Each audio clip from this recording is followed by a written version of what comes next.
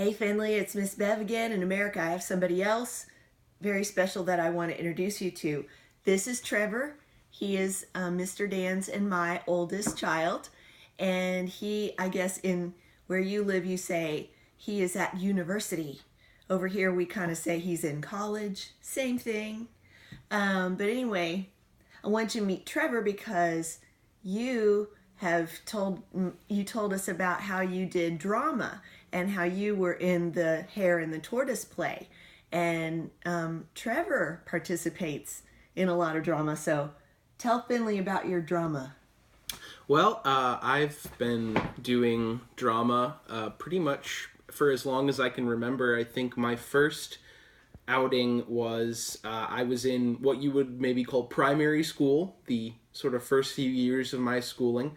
I was in a production of Joseph and the Amazing Technicolor Dreamcoat. I was in that too. Yes, which is an adaptation of the Bible story of Joseph. And I was just in the little chorus.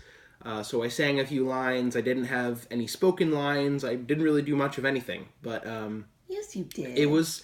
I sat there and I looked cute. Yes, very cute. I think I held a candle. But it was fun. And then as I, grew up and continued to audition for things, I was in a few community shows in school. Some of my favorite roles that I've been, most of them were from high school. I don't know what you would call high school. In secondary maybe, yeah. I've been Captain Von Trapp in The Sound of Music. I've been the Tin Man in that one, Wizard of Oz. That's what it's called. And Schroeder in You're a Good Man, Charlie Brown. And one of my most fun roles was in a show. It was a comedy called While the Lights Were Out, and I played a character named Lord Clive Wickenham, who was a stuck-up Englishman. So I got to do a funny voice, and that's one of my favorite parts of acting is doing the funny voices. You did a really good British accent. Well, that's the funny thing about it was that she's lying and it was not good. It was intentionally very bad. As you can hear, this is what it sounded like. Oh, yeah. It might not be that. Yes.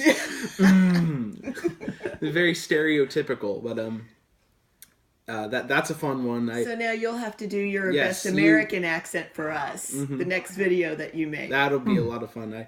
I also like to do a Russian sort of accent, and none of my accents are good. None of them sound like they are real, but they are fun to do. So I would encourage you to work on some accents of your own. That's a lot of fun to do. And keep on doing plays, audition, try to be in everything you can. Because you obviously have a lot of performative potential. And then at the university, you have done some shows too. Yes, I have. And you actually want to tell me about your scholarships and stuff? Yeah. So when I was applying to be accepted into school, I told them all about my acting, what I had done, and I wrote a little essay telling them about it. And they gave me some scholarship money to be involved in the theater there. And I have, since being there, I've been in 3 shows actually. 2 of them were official and one of them was a student show. I was also the light board operator for a different show. So I've sort of branched out into different roles in the theater, because it's not just acting, it's also what goes on backstage, all of the lights and sound and directing. Oh, and we have a very special cameraman too, so I think he wants to say hi. Okay, well I have to, there's no button to flip this one, so I have to turn it around. Oh. So I don't know if it's actually on me. Is it on me? Yeah. Yes. Okay, hey, it's Mr. Dan. Here, I'll hold it. There you go. You may remember me as the guy who asked at the pool at Vero Beach if you would catch me when I jumped in. And you laughed, and you poured water on my head from your hat. and you asked if you would have, or you asked me if we were going to have tea with you, and I assumed that meant you wanted us to visit you in England and have tea, but what you actually meant was you wanted to have a snack by the pool. So we did that, and that was fun. Maybe we can do it again someday. Yeah. That's awesome. That's it. Okay. All right. Well, that's my special person that I wanted you to meet today, and we're making this video on St. Patrick's Day, so happy St. Patrick's Day to you, and I hope you're having lots of luck, and we'll see you next time. Bye. Cheerio.